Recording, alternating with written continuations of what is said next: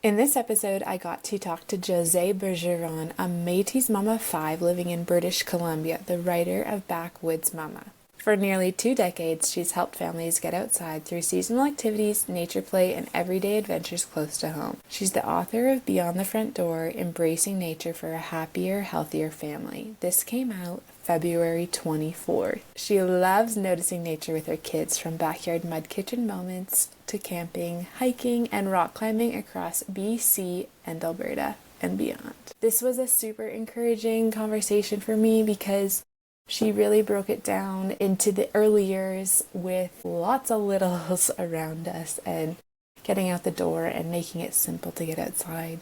She also chatted about the benefits in kids' development when we play outside.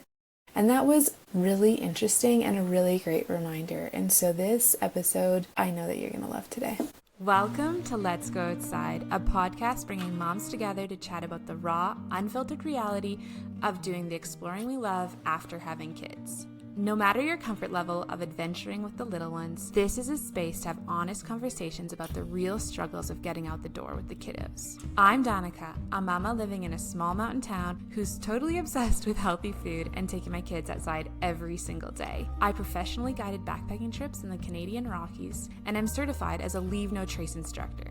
On the show, you'll hear real experiences from other moms, plus tips on gear, trail snacks, and the best practices in the wilderness. Whether it's hiking, camping, backpacking, skiing, or traveling the world you want to do more of, this is your place to learn, find encouragement, and strip away any comparison. Come embrace both motherhood and the outdoors. Stick around. This is your place. Welcome to the Outdoor Mom Club.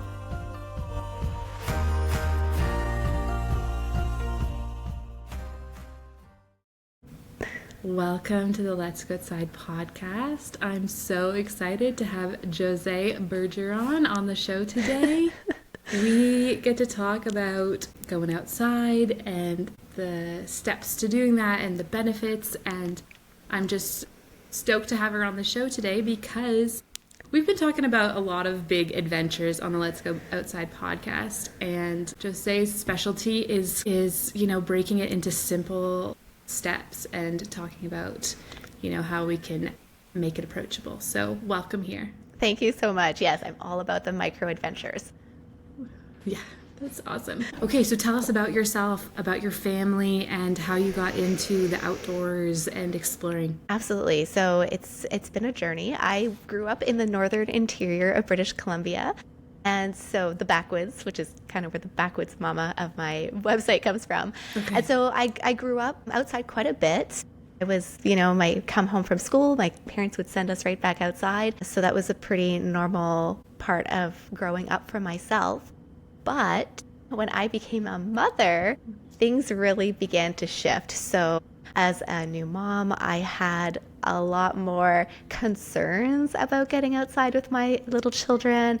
Anything from I was worried about, would the soil be harmful, the rock that they're, chomping on. So I had a lot of worries about those kinds of things, or, what if my child gets hurt or falls? Even if I went further afoot, what if I go by myself and something happens? So I had a lot of early motherhood anxieties about going outside with my little kids. But over time, leaning into sort of the wisdom of, my parents, my father's Métis, and so being outside is very important to him, and also learning. My background is in nursing, and so I love to read, I love to research, and the more sort of knowledge I acquired, slowly I became more comfortable and confident in going outside with my children. And so I started a blog a long time ago, and I started sharing our adventures and misadventures. And what started with, 3 kids eventually became 5. So I have 5 children, and they range from 18 all the way down to 3. So I'm quite the age range of kids and experience in bringing them outside, and the adventures and the misadventures of how that all goes down.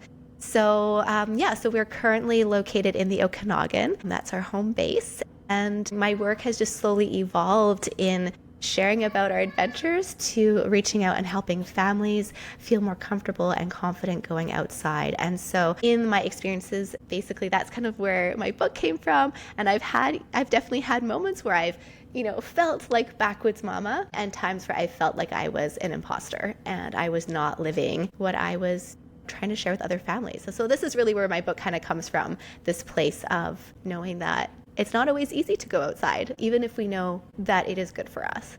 Mm-hmm. That's so good. I think that's so true. And when we are sharing those experiences with the world, the photos, there's a lot of assumptions that maybe other people have, and then you go and you have a real conversation with someone and maybe they realize, oh, we're not outside every single day, all day, Exactly. Yes, exactly. And I think that's the thing often. I think with social media, it can be inspiring, but it can also make us parents feel really guilty that we're not having these grand adventures all the time.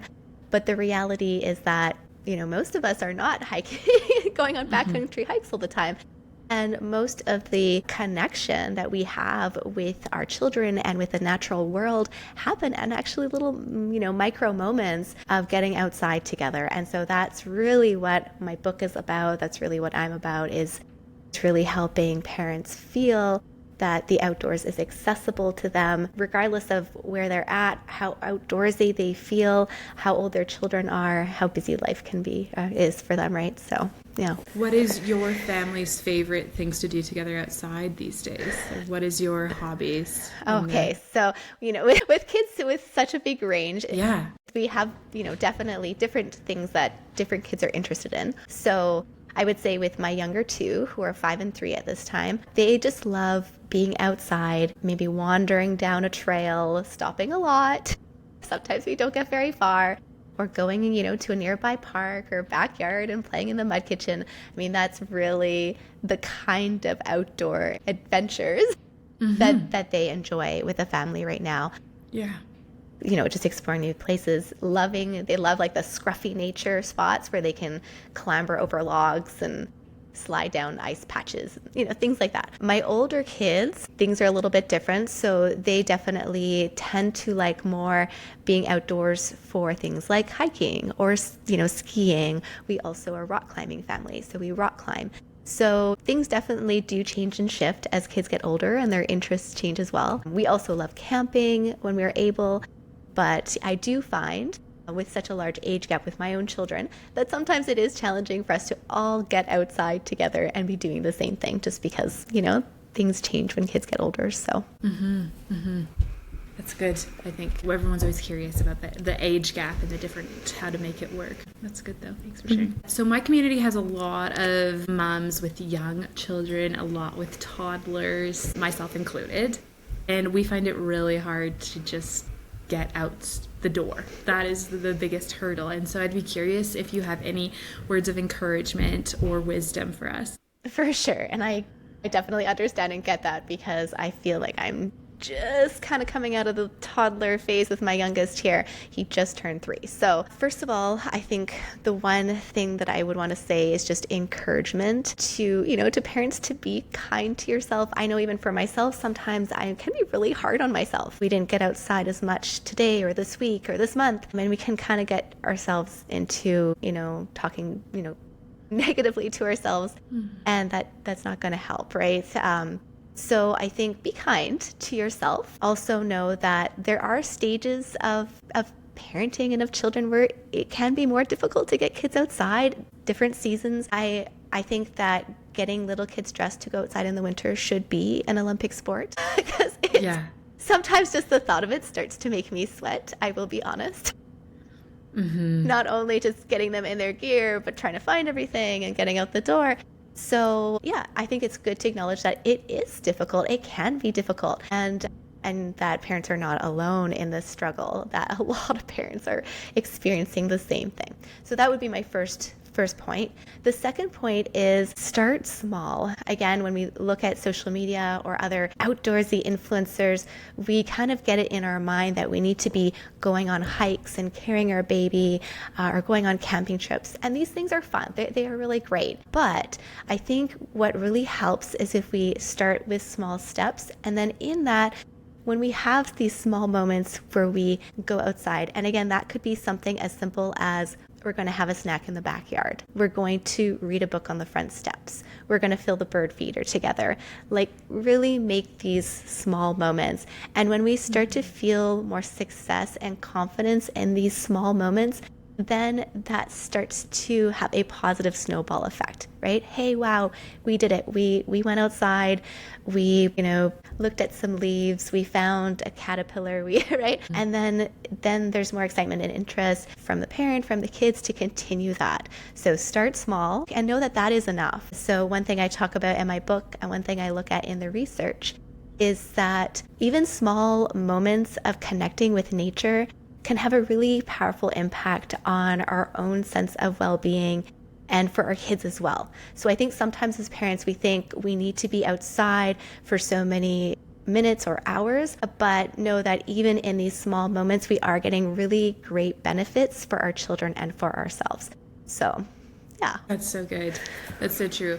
I think I've been trying to go outside every single day, and that's been more of a obtainable goal for me than hours. And I think sometimes like, oh man, we didn't really do something big or intentional or a big hike today, but maybe we're walking into the grocery store, and I'm like, okay, we're just going to stop right now on our way into, we're going to park the farthest away from the grocery store we can and take a chance to look at the trees and the mountains around us. And honestly, this is going to count today. It does. Yes. And it does. Yeah. And that's hard. Getting to the grocery store enough. Like the stage I'm at right now, that is me getting a gold medal for this Olympic sport. Yeah, exactly.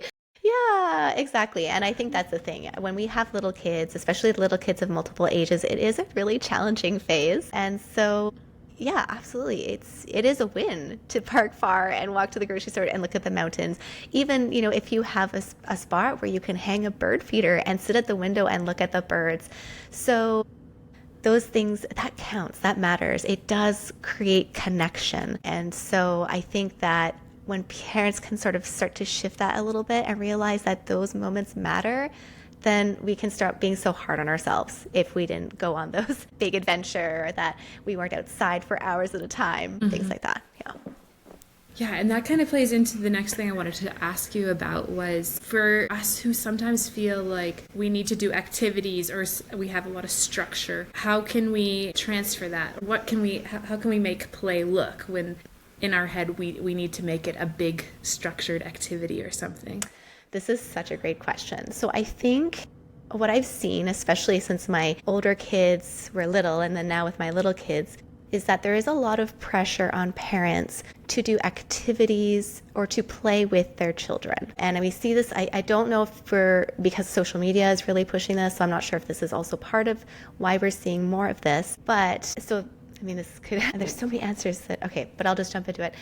So essentially, one thing that's really important to know about play is that children actually engage in play almost in better ways when we can take a step back from play in the first spot. So in my book, I do talk about play. I do talk about sort of the characteristics of play that we see with Peter Gray. And he really talks about for kids, play has to be something that is chosen by the child. So it has to be sort of self-chosen, not necessarily like pressured on by the parent or by an educator. So it shouldn't be forced. It has to be sort of like self-motivated by the child. And for play to be really play, it has to be like the kids need to be coming up with the rules. And, I think often as parents, when we're playing with our kids, we sometimes inadvertently sort of control or add rules to the play. We manage the play. And this is pretty normal. It happens to me. It's, when we bring our adult lenses into play, we want to try to, affect the play. And usually we're trying to make it, more positive or something, right? But we're still impacting it. And then play for kids, definitely needs to be very imaginative. So where I'm going with this is that for parents, it's okay to not be making activities for our children all the time. It's okay for us to step back so that our children can engage in play in their own terms or on their own terms. And so I think this can happen inside or outside. However, I do find that when play is brought out outdoors. And as parents, we're still there, but we're sort of allowing that play to happen without us having to feel like we need to make an activity out of it. Then kids are actually really great at engaging in this kind of play. Now, some people call this like unstructured play, or outdoor unstructured play. I mean, really, at the end of the day, it's play, right? And so I think that parents can maybe give themselves a little permission to not feel like they always have to be doing activities with their kids, where they can step back and they can allow their kids to engage in play, especially outdoor, kind of on their own terms. Mm-hmm. That's good. And what does that look like when you only have one child? Do you have any words of wisdom for that? Because I remember just having one child and having more pressure towards that than maybe when I had multiple and I realized, oh, they can kind of connect, or they just want to come along with what I'm doing and they get into this imaginative play alongside me. Mm-hmm.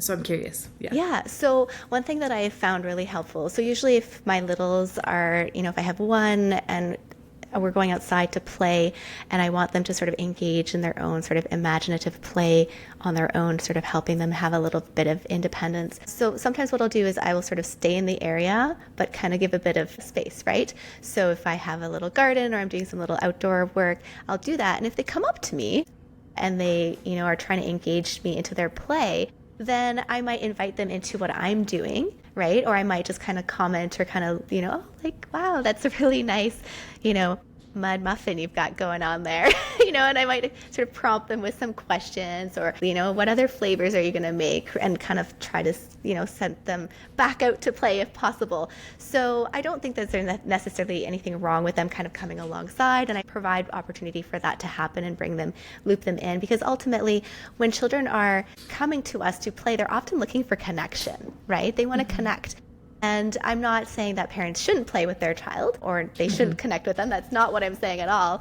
But I'm saying that it's important to not feel guilty about providing space for them to have those opportunities as much as possible. And for little ones that are on their own, it can be more difficult. And I definitely have seen that as well with my own, because I had a large age gap and then before the others. So my daughter, definitely really wanted to be kind of in the mix of things with me. And so it was a little bit more challenging. But I think if you can kind of try this flow of encouraging them to explore, sometimes I find outside it's as simple as giving them a bucket and a shovel, right? Kind of like redirecting a little bit, or asking some questions like, about what they might be doing or what they're going to do with that. Then sometimes that can help direct. And sometimes it just takes time, right? Really little children, imaginative play, developmentally just takes some time to develop as well. So my sister-in-law was sharing about how imaginative play is really, really important when they're small, and it's hard to do that as adults, and so how we need to practice those skills when we're little. Yes, it's so true. Yeah. Would you speak to playing and outside and how that helps build skills and benefit children's development? Absolutely. So, we can have great play inside and outside. However, I definitely find and do see both in my parenting and in the research that outdoor play is so good for children. The outdoors, I just find it provides more space for children to be joyful and exuberant and loud and messy. And in our homes as parents, sometimes we find that just a lot. It could be overstimulating, it's loud, you're like, oh. But the outdoors, nature provides space for that. And so I find that when children are playing outside, their play just becomes so much more joyful and exuberant and imaginative. And because of that, we see some really significant benefits for children when they are engaging in outdoor play. So, we can talk about physically, when we look at the research, when children are outdoors and they're playing, children tend to move more. They tend to be more active when they are playing outside versus when they're playing inside, which checks out, right? There's just more space to move around. There might be things to climb on, so there will be more opportunities for developing their gross motor skills, their fine motor skills if they're picking up rocks, which I find little kids are always picking up like rocks, even little ones, right? You're trying to make sure they don't put them in their mouth. But so physically, being outdoors is really good for children in that movement capacity. And The thing about the outdoors as well is that nature has a lot of what we might call affordances for play. So there are sticks, there are rocks, there are puddles, there are leaves, piles of leaves.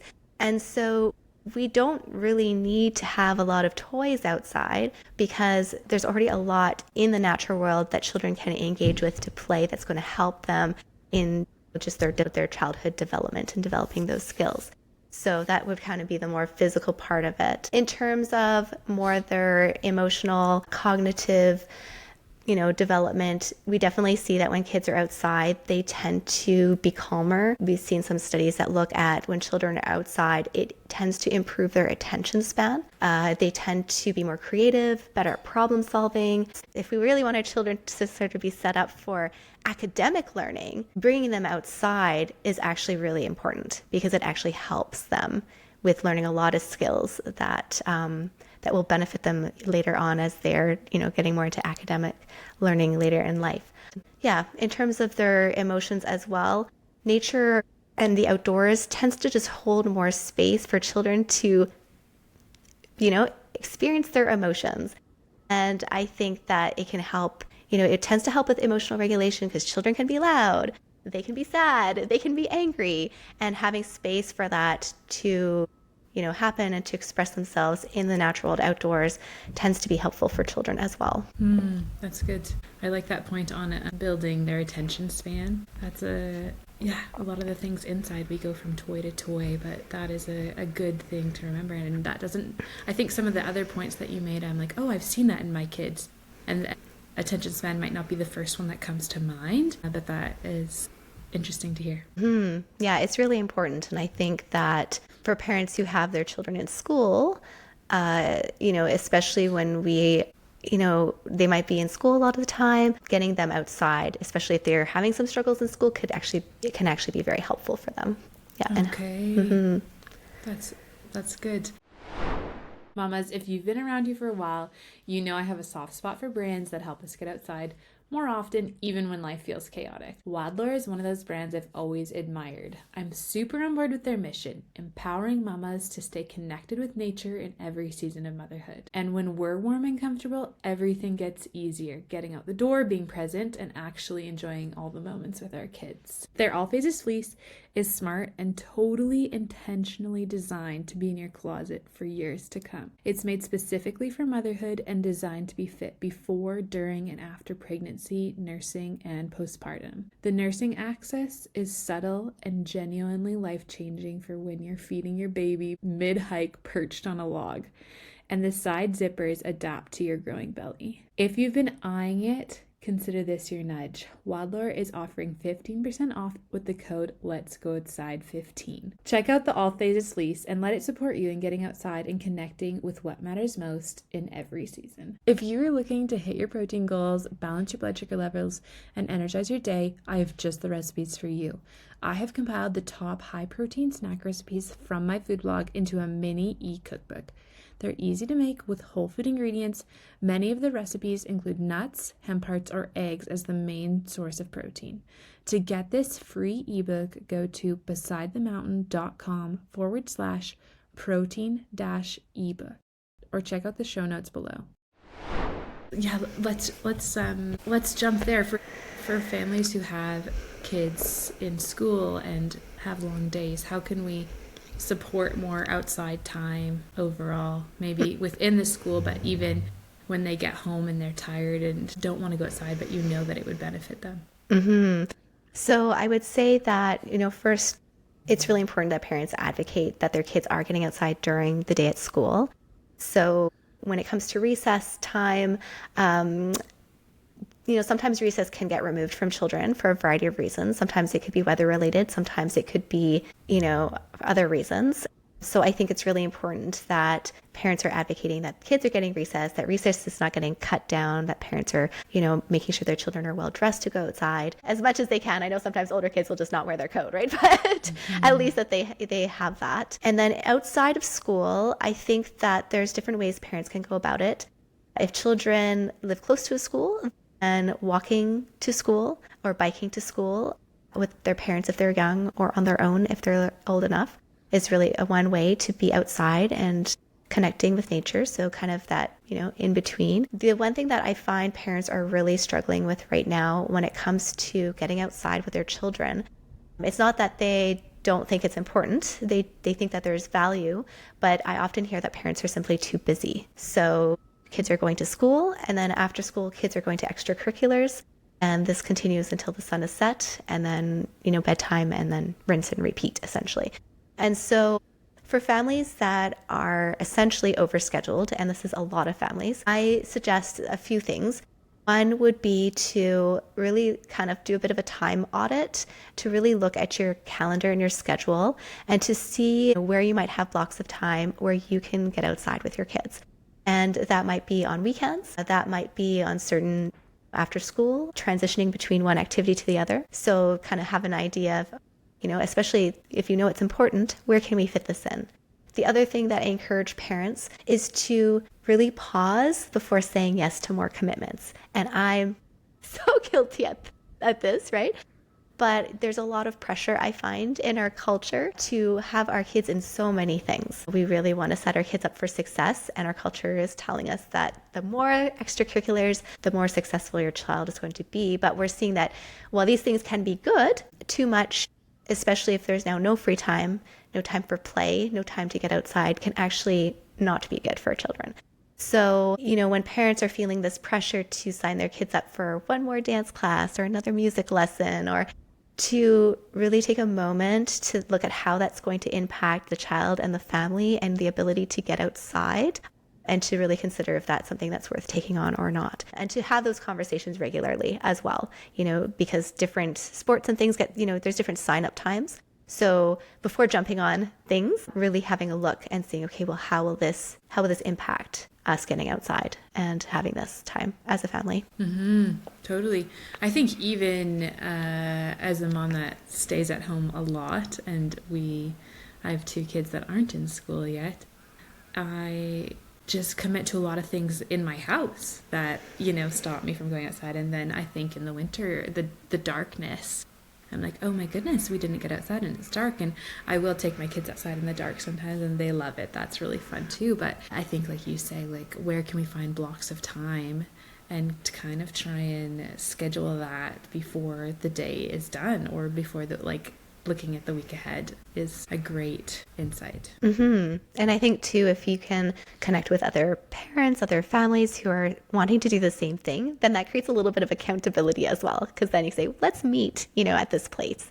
And then now it's like, okay, now I have to actually go do this, right? Because you're right. It's so easy to get distracted or pulled away from the outdoors by just our homes and the things that we feel are important to do, the chores, the things like that. I'm guilty of that as well. Mm-hmm. Okay. And do you have any words of insight for winter play these days? In terms of outside specifically? Yes, outside play, yes. Yeah, yes. Okay, so I love winter. I'm kind of weird. Yeah, send that over here then. I know. So in where I am right now, we've had pretty much no snow this winter, and I have been so sad, and even my kids have been pretty devastated. So I'm perhaps a little bit strange. But I do know that it's not always easy to be going outside because of all the, prep that it takes to get outside, and then you're cold, and if you're potty training and all the things, right? It's definitely not as easy to get outside in the wintertime. But I would say that snow is an amazing thing for children to play in and with. Again, it has just so many ways that it can be formed and tossed and slid on or stomped on.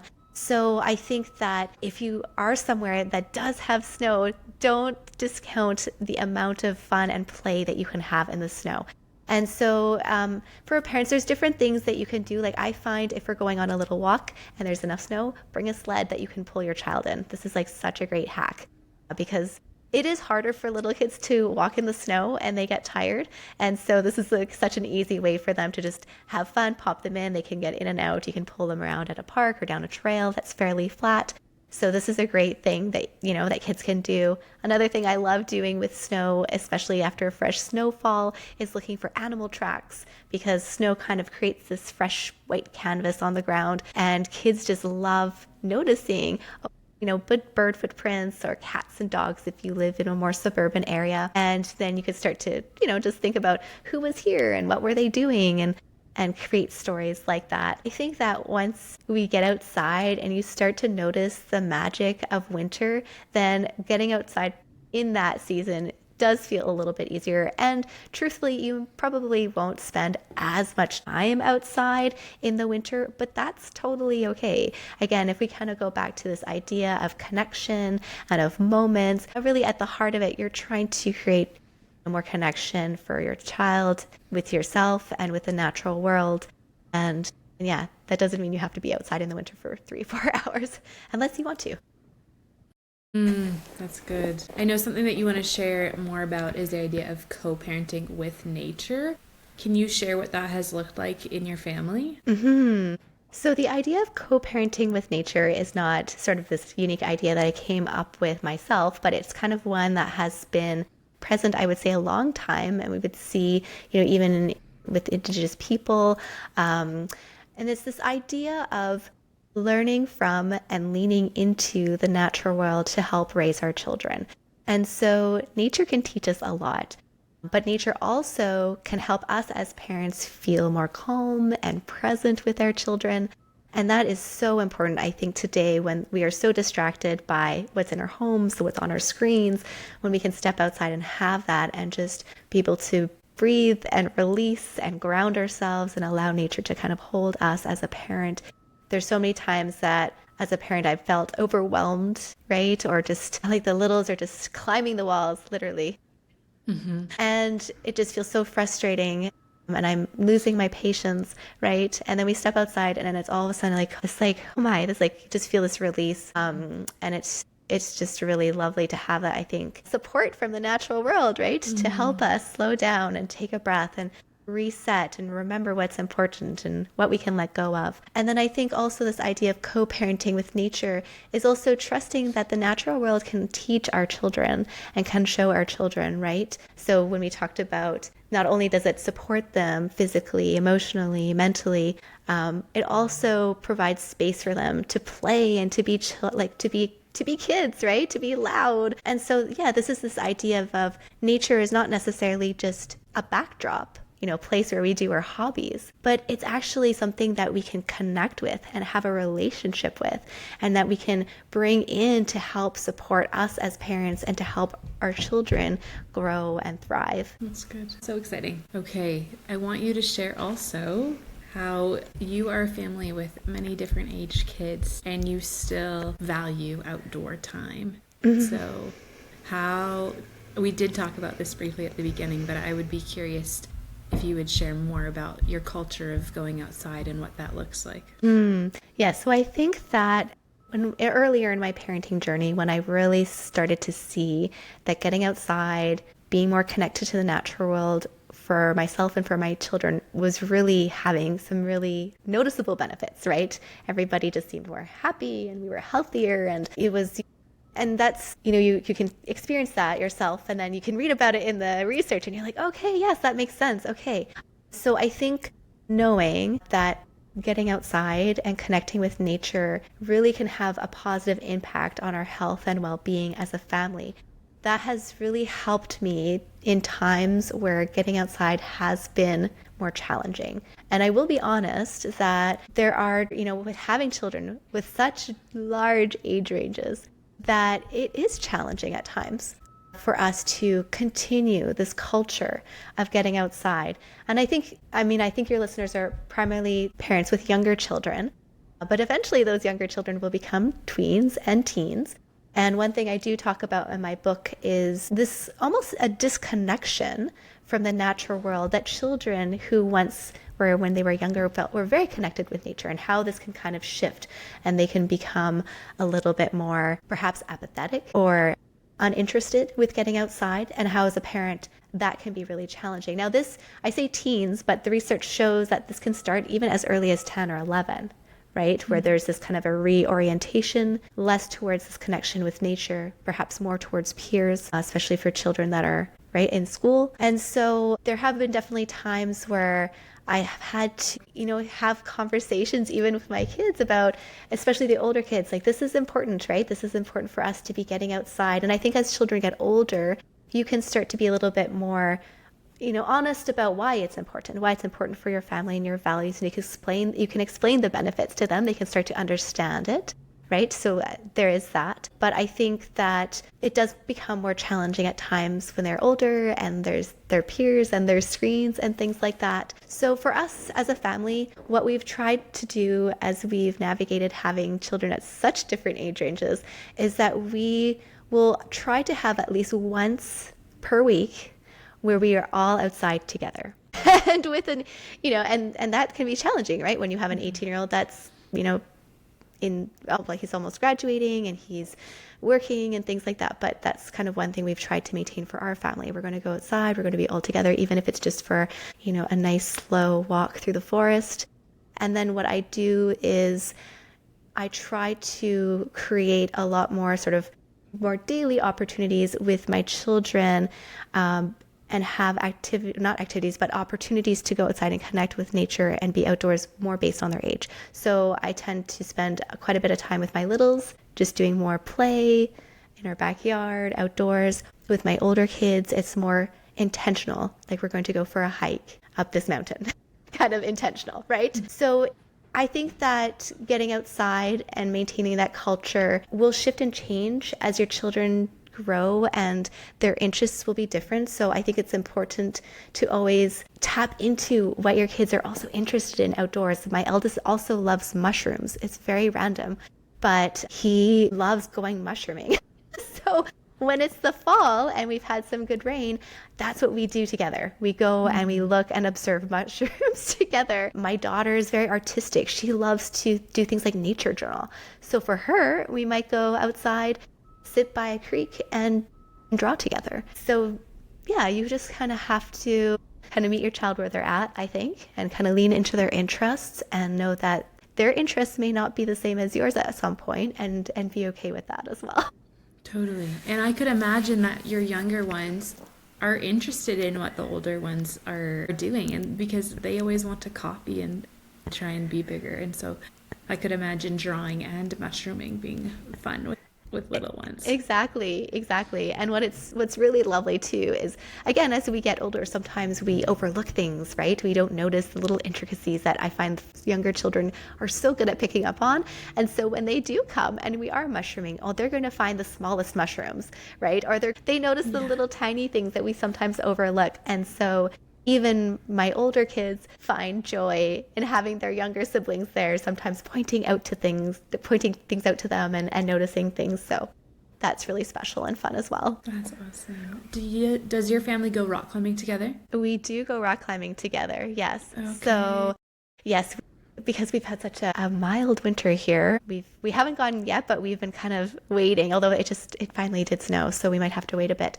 But we do go rock climbing together. We started rock climbing when our first 3 children were little, and we have done quite a bit of rock climbing. There was a little bit less climbing after I had my last 2 children here, just because it's a little bit challenging sometimes to navigate a toddler and a baby by a rock while we're climbing. But that is one way that we love to get outside together and connect with nature and connect as a family. And Okay.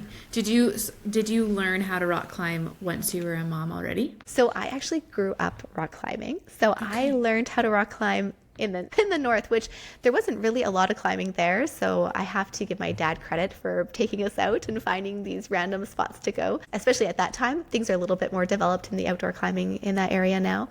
But yeah, so I grew up climbing, and then my husband decided to start climbing to impress my dad. Okay. So then, and so now we are a climbing family. So it's pretty funny. But I think that is such a fun sport to do with different ages because it's a lot of hanging out. It is. It's so great. And this is one thing that I've really noticed with kids, and sometimes the disconnect that we have as parents. When we go outside as parents, I often feel, and I've struggled with this too, we want to get down that trail. We want to see that view. We want to get to that waterfall, right? We are very kind of driven by finishing or accomplishing a trail or a hike. And kids are not like that. Like they don't really care if you only end up 10 feet down the trailhead, and they plop themselves down and they sit there and they are just so happy to do that. And as parents, sometimes that makes us uncomfortable and impatient. Come on, guys, like we need to get to the end of the trail, and we start to feel frustrated. And I have been there so many times. But yes, that's the great thing about rock climbing. You get to the crag, you sit yourself down, and there's just a lot of hanging out. And kids, they love that. They love just the hanging out, the exploring, looking under the rocks, maybe climbing a little bit. So yeah, it has a really great vibe in that way. But you don't have to be a climber to have that, right? I've definitely found, even with my teens, like I do say they like to hike, but sometimes they also just want to go by the creek and explore and walk through the creek and jump into a deep spot. So I think that it's important to be okay with that too, to know it's great to just find a spot, sit down, hang out, explore, not go far. And I know that that's going to be really impactful as well. Yes, I think we are very goal-orientated as adults, or I think climbing is great for that. But I also think maybe if someone's not a climber, even just choosing to go on a picnic, I think there's some freedom in releasing ourselves and saying, like, we're going to just sit in this one spot for a while. And then the kids can feel that and be able to roam or do what they are interested in. So that's such a great point with climbing. And I think it can be done in alternative ways too, when we realize, like, oh, we're not just trying to reach a peak of the mountain today, or go as far as we can skiing, or something like that. That's so good. Mm-hmm. Yeah, I think it gives ourselves permission to let go. Exactly. Yeah. Totally. Okay. So I have 3 final questions I always ask everyone on the podcast as we close out. Firstly, would you share a story of a favorite moment with your kids outside? Absolutely. When I was thinking about this question earlier, I was like, how am I going to pick one? But the first one that came to mind was last summer. We went camping, and again, because of the age range of my kids, I took them camping by myself, minus my eldest. And when we got to the campground, I was faced with a torrential downpour, and we tent camp. So I was thinking, how are we going to set up our tents? This is not starting well. I'm thinking, oh, should we turn back? I'm not sure. But my kids were, no, like, okay, Mom. My 2 older that came along, they were insistent in helping. And we managed to sort of string up a tarp and set up the tents under the tarp. And, they were pretty excited to be out there. So that was really lovely to see. And then the sky cleared, and we had this beautiful sunset, and we were on a lake. And so we meandered down to the lake, and I thought we would just kind of sit on the beach, and because, we didn't have bathing suits on or anything. It was almost bedtime. But then my kids started going into the lake, and as you know how that's going to go. But the lake was just so deliciously warm, and the sun was setting, and it was just, again, it was not a moment that I had planned. They were fully clothed. I could see where this was going. We were not going back to the campground dry at this point, but they were just so happy and joyful in my just, saying yes to that moment, after calculating to make sure we had enough clothing back at the campsite, and that we could dry it. It was just such a beautiful moment. And it reminded me that, sometimes these moments that we have outdoors with our children aren't necessarily the ones that we planned, right? Sometimes they just come to us in unexpected ways, and in ways that might surprise us, like basically playing in a lake fully clothed as the sun sets. So that was the first thing that came to mind when I thought of the question. Totally. Wow. And that sounds like an example of the co-parenting with nature. Exactly. Yeah. I think water brings so much joy, and there's so much water outside. Even, you start with a rainfall and not what we think of as joyful, of wet clothes and wet tents. But oh wow, that's beautiful. I think we remember things like that. There's the highs and the lows, and exactly. So yeah. What is one unique tip you have for moms who want to explore more? So I think it goes back a little bit to what we talked about in the beginning. So one, be kind to yourself, be gracious to yourself, and start small. I think that if you start small, start close to home and know that those are adventures and that's exploring. When I first started with my littles, we started in our backyard and then we started making circles in our neighborhood. And then we moved beyond that as we gained confidence and comfort outdoors and we figured out our systems and we remembered to bring water and like all the little things. Mm-hmm. But when we have those sort of micro adventures, it helps us just feel more prepared and confident so that when we want to explore more beyond our front door down a trail, then we feel like we can do it. So that would be, I think, my main tip. And the other is to surround yourself in community.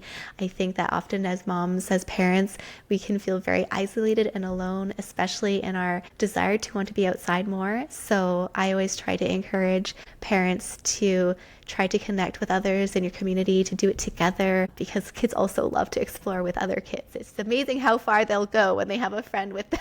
Yeah.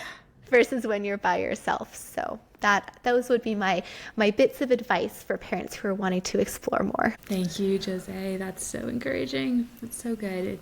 It's so truth-filled. Oh, yeah, you're welcome. So your book is, when this airs, it will have just come out. And I think that you should share with us just how you're feeling about it coming out and what you're hoping that people will get from reading it.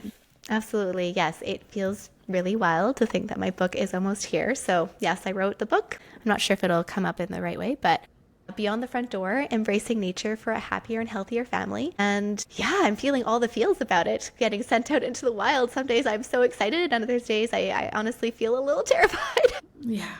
But I think I've heard that this is very normal. So I'm more excited than terrified, I think, at this point.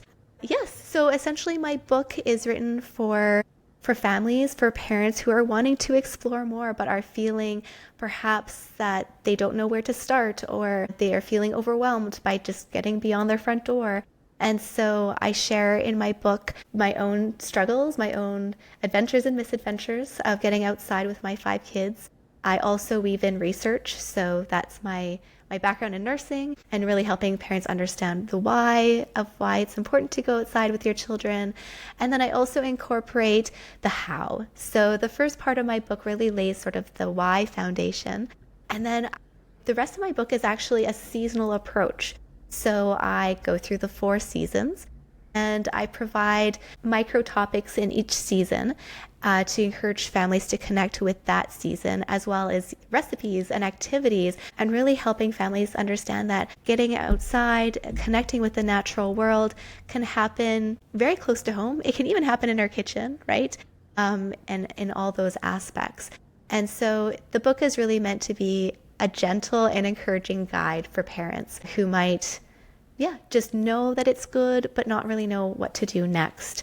And so I hope that it offers that to families and it gets more families outside with their kids. Okay, that's super exciting. I cannot wait to look at it and to read it. I know you have so many awesome resources. Do you want to also share about your website a little bit? For sure. So I have a website called backwoodsmama.com. So BACKWOODS. I spell it out because sometimes people hear backwards. And although sometimes I feel backwards, I'm like, sometimes I feel backwards. Yeah. But backwoodsmama.com is my website.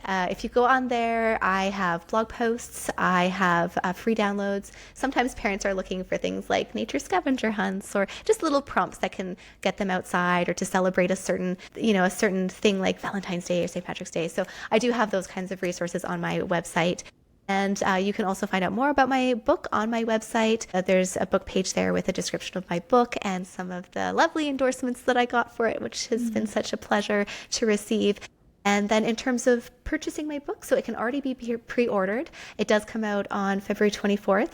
It can be pre-ordered, on places like Amazon and Indigo, Barnes & Noble. It can be brought in by most book retailers. So if people have a favorite local bookstore, I always encourage people to support their local shops. So you can go in, you can pre-order it there.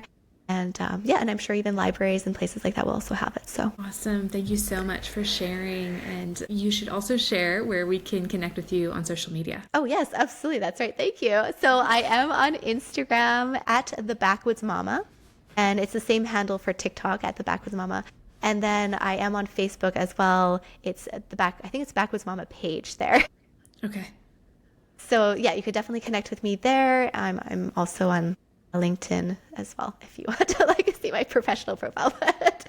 But I'm most active on Instagram, so that's definitely the place to check me out. And I am planning to do a live Q&A of my book. I think I'm going to get my 18-year-old to interview me on the launch day. So if you want to tune in on that, it'll probably be kind of funny because he's kind of funny. So.